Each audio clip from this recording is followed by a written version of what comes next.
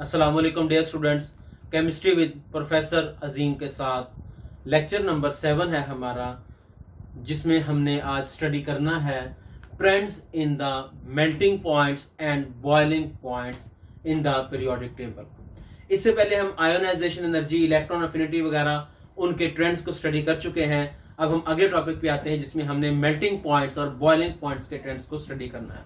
तो आइए शुरू करते हैं। Melting points and boiling points tell about the strength of binding forces within the atoms and molecules। मतलब हम जिस चीज का मेल्टिंग पॉइंट या बॉइलिंग पॉइंट स्टडी कर रहे हैं वो हमें इनडायरेक्टली उसमें पाए जाने वाली बाइंडिंग फोर्सेस यानी कि स्ट्रेंथ ऑफ बॉन्ड्स के बारे में बताता है। इस मॉलिक्यूल में, इस एटम में किस तरह के कितने स्ट्रॉन्ग फोर्सेस ऑफ अट्रैक्शन या बॉन्ड्स मौजूद हैं। अगर हम पीरियड के लॉन्ग इनको स्टडी करें तो हम देखते हैं कि in short periods melting point increase up to the middle of period with increase in number of valence electrons. जैसे जैसे हम किसी भी पीरियड में लेफ्ट टू राइट ट्रेवल करते हैं वैसे वैसे melting points and boiling points increase होते चले जाते हैं। रीजन क्या है? हर अगले एलिमेंट में एक अदद वैलेंस इलेक्ट्रॉन या बाइंडिंग इलेक्ट्रॉन का इजाफा हो जाता है।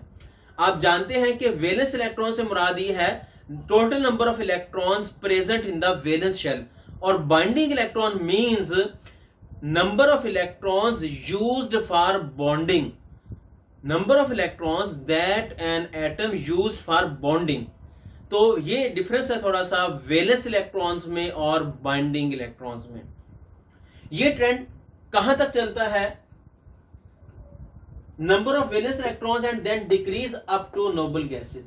जैसे जैसे हम स्टार्ट से पीरियड के मिडल तक चलते हैं वैसे वैसे melting points and boiling points increase हो जाते हैं और उसके बाद ग्रेजुअली दोबारा से डिक्रीज होना शुरू हो जाते हैं, हत्ता के नोबल गैसेस पर पहुंचकर वो अपनी मिनिमम वैल्यू गेन करते हैं। इसके बिहाइंड रीजन क्या है?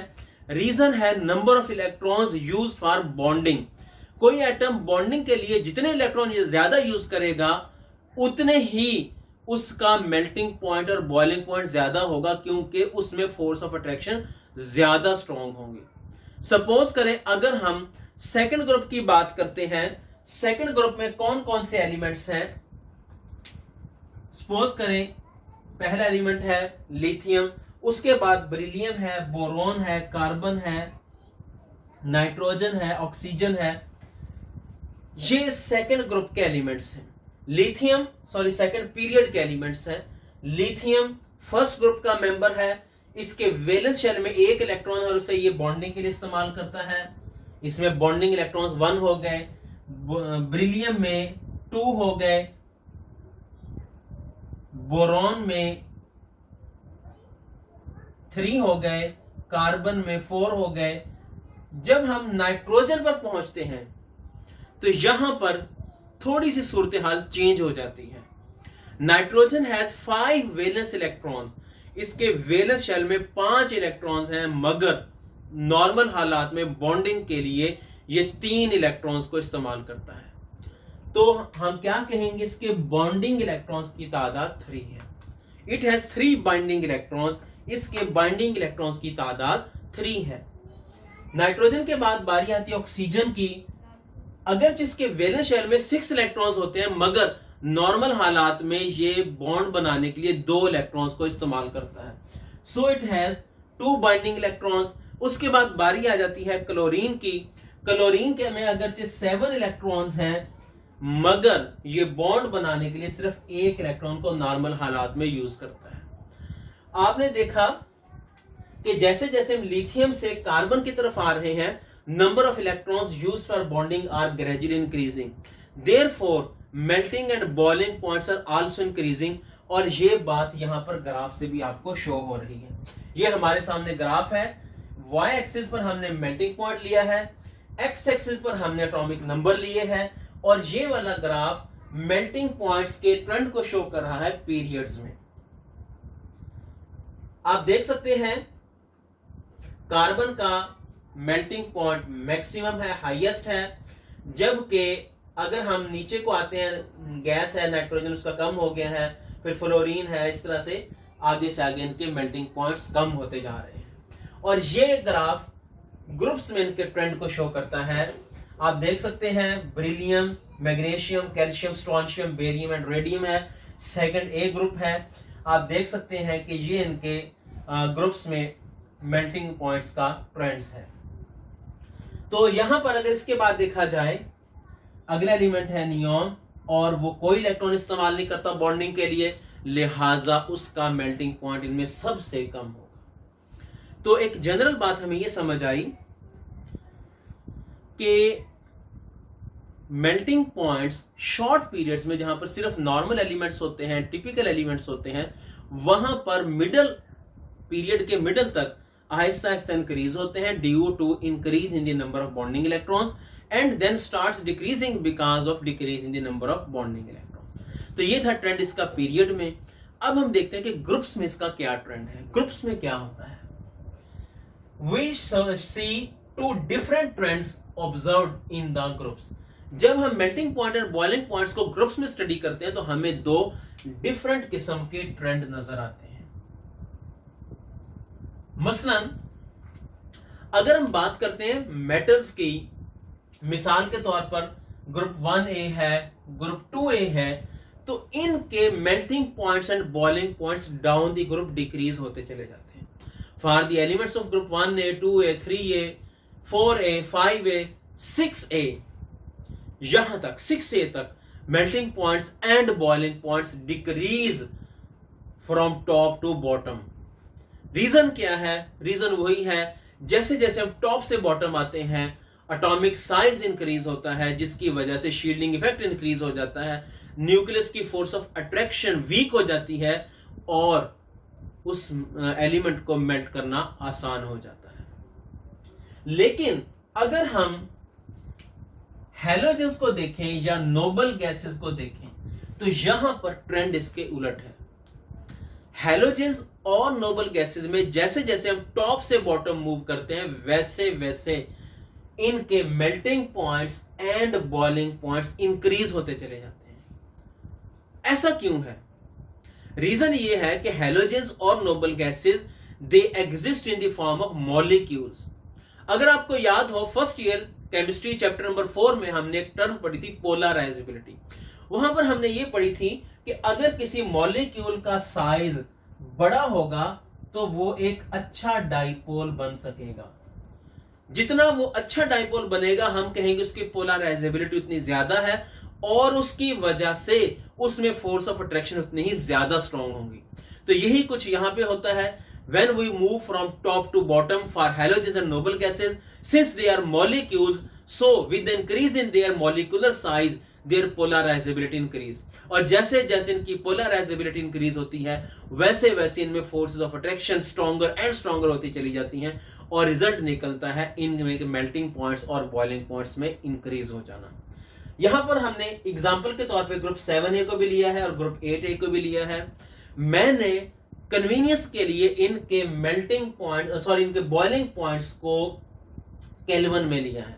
अगर हम डिग्री सेल्सियस में लेते तो वो माइनस के साथ लिखे जाते, उनको रीड आउट करना या समझना थोड़ा सा मुश्किल हो सकता है, इसलिए मैंने कन्वीनियंस के लिए इनको केल्विन में लिया है।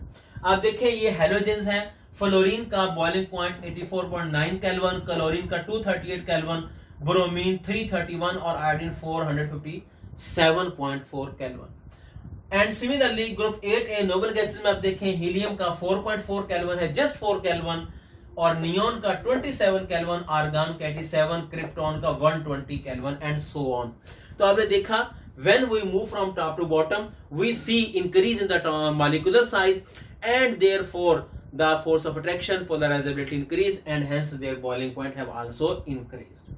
तो हम कह सकते हैं कि जो मेल्टिंग एंड बॉइलिंग पॉइंट्स होते हैं वो फोर्स ऑफ अट्रैक्शन के डायरेक्टली प्रोपोर्शनल होते हैं और फोर्स ऑफ अट्रैक्शन पोलराइजेबिलिटी के डायरेक्टली प्रोपोर्शनल होती है और पोलराइजेबिलिटी मॉलिक्यूलर साइज के डायरेक्टली प्रोपोर्शनल होती है। तो वी कैन सी दैट या वी कैन से दैट अगर मॉलिक्यूलर साइज ज्यादा होगा तो पोलराइजेबिलिटी ज्यादा होगी, पोलराइजेबिलिटी ज्यादा होगी तो फोर्स ऑफ अट्रैक्शन ज्यादा होगी और फोर्स ऑफ अट्रैक्शन ज्यादा होने के बाद इनके मेल्टिंग पॉइंट्स और बॉइलिंग पॉइंट्स अल्टीमेटली ज्यादा होंगे। अब हम देखते हैं अगली चीज को।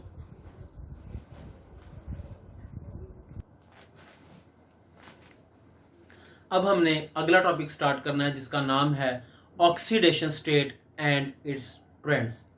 फर्स्ट ईयर में हम चैप्टर 10 में पहले भी ऑक्सीडेशन स्टेट को पढ़ चुके हैं। हम जानते हैं कि ऑक्सीडेशन स्टेट को कैसे डिफाइन करते हैं। The apparent charge positive negative or zero on an element in a compound or molecule is called its oxidation state. किसी भी कंपाउंड में, किसी भी मॉलिक्यूल में, किसी एटम पर जो भी जाहिरी तौर पर चार्ज होगा, खा वो पॉजिटिव हो, नेगेटिव हो या जीरो हो, वो उसकी ऑक्सीडेशन स्टेट कहलाता है। तो ये बात हमें समझ आ गई कि ऑक्सीडेशन स्टेट दर हकीकत किसी भी एलिमेंट पर मौजूद चार्ज को शो करता है। और आम तौर पर अगर हम आयनिक बॉन्ड की बात करें, किसी आयनिक कंपाउंड की बात करें, तो किसी एलिमेंट ने जितने इलेक्ट्रॉन गेन किए होंगे या लूज किए होंगे वो उसकी ऑक्सीडेशन स्टेट होगी। मिसाल के तौर पर अगर आप सोडियम क्लोराइड की ही बात कर लें, तो चूंकि सोडियम ने एक इलेक्ट्रॉन रिमूव किया है, अपना डोनेट किया है, इसलिए उसकी ऑक्सीडेशन स्टेट +1 होगी। और क्लोरीन ने चूंकि एक इलेक्ट्रॉन गेन किया इसलिए उसकी -1 होगी। लेकिन अगर आप किसी कोवेलेंट कंपाउंड की बात करें तो वहां पर ऑक्सीडेशन स्टेट उसकी इलेक्ट्रोनेगेटिविटी की बेस पे डिसाइड की जाती है। मैं एग्जांपल के तौर पर आपको एक एग्जांपल दिखाता हूं।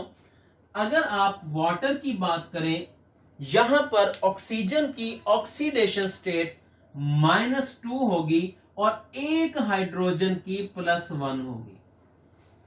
यहां पर ऑक्सीजन की इलेक्ट्रोनेगेटिविटी ज्यादा है जिसकी वजह से इसकी ऑक्सीडेशन स्टेट माइनस में है।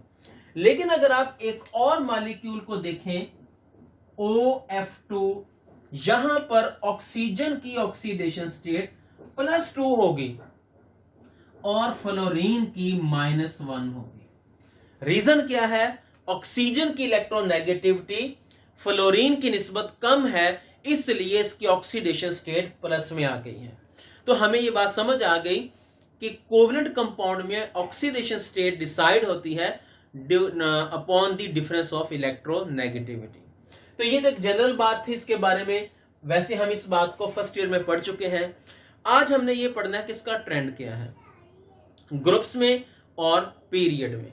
अगर आप ग्रुप्स में देखें तो ग्रुप्स में हम जानते हैं, पहले भी मैंने आपको पिछले लेक्चर में बताया था, किसी भी ग्रुप में पाए जाने वाले तमाम एलिमेंट्स के वैलेंस शेल में सेम नंबर ऑफ इलेक्ट्रॉन पाए जाते हैं। चूंकि नंबर ऑफ इलेक्ट्रॉन सेम होंगे लिहाजा उन सब की ऑक्सीडेशन स्टेट भी सेम होगी। It means oxidation state remains same in the group. लेकिन अगर आप पीरियड की बात करें, चूंकि पीरियड में हम जैसे जैसे लेफ्ट टू राइट ट्रेवल करते हैं वैसे वैसे number of electron in the valence shall change होते रहते हैं, ग्रेजुअली इंक्रीज होते रहते हैं, लिहाजा वहां पर ऑक्सीडेशन स्टेट भी ग्रेजुअली चेंज होती रहती है। तो ये है trend in their oxidation state for the elements in the groups and periods. आप किसी भी पीरियड को ले लें, मिसाल के तौर पर अगर हम सेकेंड पीरियड को लें जिसका फर्स्ट एलिमेंट लिथियम है, इसके वैलेंस शेल में एक इलेक्ट्रॉन है, लिहाजा इसकी ऑक्सीडेशन स्टेट 1 होगी। इसी पीरियड में अगर आप यहां आ जाएं नाइट्रोजन पर, तो इसकी ऑक्सीडेशन स्टेट 2 तरह की होती है। इसके वैलेंस शेल में 5 इलेक्ट्रॉन होते हैं। नॉर्मल हालात में नाइट्रोजन 3 इलेक्ट्रॉन को बॉन्डिंग के लिए इस्तेमाल करता है, जिससे ये अपना ऑक्टेट कंप्लीट कर लेता है। उस वक्त इसकी ऑक्सीडेशन स्टेट 3 होगी। However, sometime it uses all of its 5 electrons, लिहाजा उस वक्त इसकी ऑक्सीडेशन स्टेट 5 हो जाएगी। अगर आप इससे अगले एलिमेंट को देखें, ऑक्सीजन है, वहां भी ऑक्सीडेशन स्टेट इसकी 2 होती है। लेकिन अगर आप ऑक्सीजन के नीचे वाले एलिमेंट को देखें, सल्फर को, सल्फर बड़ा इंटरेस्टिंग एलिमेंट है। सल्फर की ऑक्सीडेशन स्टेट कई तरह की होती है, +1 भी होती है, 2 भी होती है, 4 भी होती है, 6 भी होती है। फॉर एग्जाम्पल अगर आप H2S की बात करते हैं, यहां पर सल्फर की ऑक्सीडेशन स्टेट -2 है। अगर आप H2SO4 सल्फ्यूरिक एसिड की बात करते हैं, यहां सल्फर की ऑक्सीडेशन स्टेट +6 है। अगर आप S2Cl2 सल्फर मोनोक्लोराइड की बात करते हैं, यहां इसकी ऑक्सीडेशन स्टेट +1 है। तो हमने देखा कि सल्फर की ऑक्सीडेशन स्टेट कई तरह की पॉसिबल है।